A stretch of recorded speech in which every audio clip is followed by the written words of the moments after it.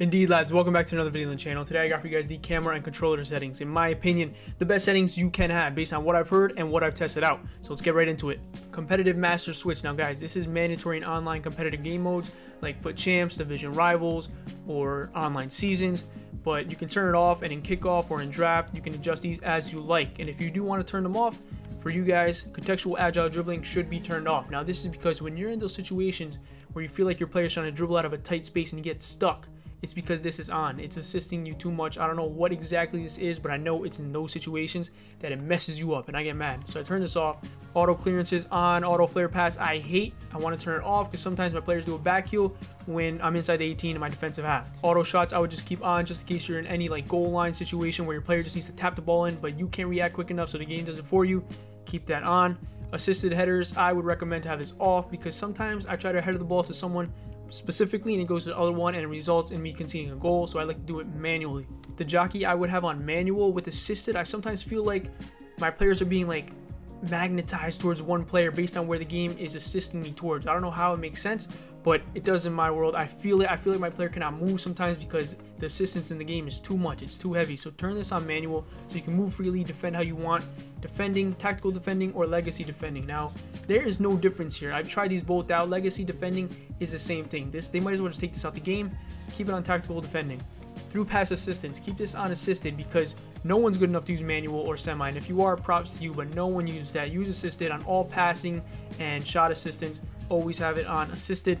FIFA trainer, do not want that on. I don't know why it was on. It's on hide now because I don't want to see that. I don't want any help. I know what I'm doing. If you know what you're doing, hide this. Time finishing, this has to be on. Time finishing is something that is very crucial in this game of FIFA 22. I will show you guys now how this can be used in game and what it looks like. Time finishing. Now you can do this by taking a shot, holding down the shooting button, and then right when your player's foot is about to make contact with the ball, you push circle again to time it. Now you can get a green time, which is the best, a red time, even a yellow time, or even a gray time. As you can see here, that means you were late, but it does not affect the shot. Next, player switch indicator. Now personally, I keep this on. Some people, most people, turn this off because they get confused of which indicator they're actually controlling. For me, I don't get confused. It's up to you. In these clips here, I'll show you how it really looks in game, and it's up to you. Here you can see the next player indicator, the one that just turned green. Now, this is helpful also when you want a second man press, but to me it's not confusing. I like it. I'm going to keep it on. Pass block assistance. I want to try this on off because when it is on, I feel like my players, when I'm controlling them or it's AI controlled, when they're going to intercept the ball, they just lift their leg up carelessly. It looks so stupid. They never get the ball, and sometimes it stops you from pressuring the guy. For example, you're controlling a guy, you're pressuring your opponent's center back, you're running at him, then he makes the pass, your player stops automatically because it's assisted, lifts up his leg like a stupid guy, and then you can't get the ball. So I want to fully press a guy. I want to block the pass on my own terms and not have any stupid stuff going on. So I'm going to try this on off. Auto switching has to be on air balls and loose balls. None of these other things really work. Manual is way too difficult. Only loose balls you could try, or only air balls you could try, but I'd rather have both. And automatic is way too hard because when your opponent passes the ball, every single time he makes a pass, your player will switch automatically. We don't want that. Auto switching move assistance. Now this is something here. For example, your opponent sends a through ball and you change to your center back. Instead of him just stopping, he'll continue with the running motion with your opponent's striker who's making the run in behind. So you could have this on high, but this might not be good in all terms of the game. For example, in the midfield, you would not want your player to continuously sprint when you just want to control him and stand there and defend your opponent. So I turned this on none. I don't want any of it. You could put it on low, but definitely not high. It's up to you. I put it on none. Clearance assistance has to be on directional. When you go to clear a ball, obviously it's not on manual, so you want it to be in the direction that you're pointing your analog stick at. Obviously not at your goal or anywhere dangerous, but when you clear up the field, it'll most likely go to your striker or whatever attacker that is waiting up there for it. So put this on directional. Classic will not work as well. Directional is the only way to go with this. The player lock. Now this is something this year that a lot more people are using. It's very difficult to use, but I'll show you now how it is used. Now this here is the player lock, performed by pushing down the L3 and R3 buttons at the same time, and then you can right stick switch to whatever player you want to control to make the manual run, and you can change them between whichever ones you want to be, as you saw there, Jesus to Foden.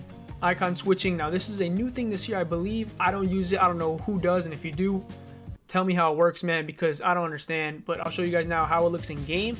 But to be honest, I wouldn't use it. I turn it on off. I'm not sure at all why people would use this, but if you want to, go ahead.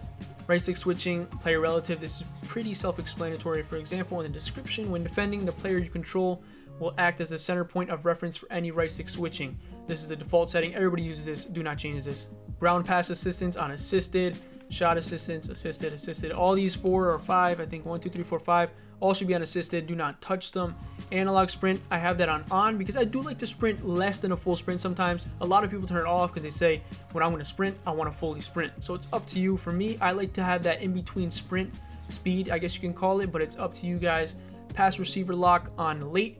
This is when you pass the ball, and when you pass it, will it change to the passing or the receiver right away, or will it change late? I'd rather have this on late because it's the default setting. Everybody else uses it, and I don't find a problem with it. User vibration feedback. Now, I think this is only with the PS5. It's all the vibrations and all that, or maybe it's not, but I have this on off because I don't want to feel anything like that on my hands. I want to focus on the game. This is a little bit of BS. Moving on to the camera settings. Now guys, tele broadcast is something that I've used my whole life in FIFA. A lot of pros use it. A lot of people in general, a lot of players use tele broadcast, but other people like to use co-op. I think it is very high up. You're like in an airplane or in the nosebleeds of the stadium. I don't like it. I mean, you can see the whole field, but I like tele broadcast because I like to focus on my dribbling. I like that close cut looks that I can get on my players so I can really see what they're doing. Co-op, again, way too high. So this is my settings, camera settings on custom, obviously, to change the height to 12 and the zoom to 6. Moving on to the visual, player name and indicator should be put on. Player indicator should be player name, because this is the most logical thing to use in the game. All you want to do is see your opponent's player that he's controlling.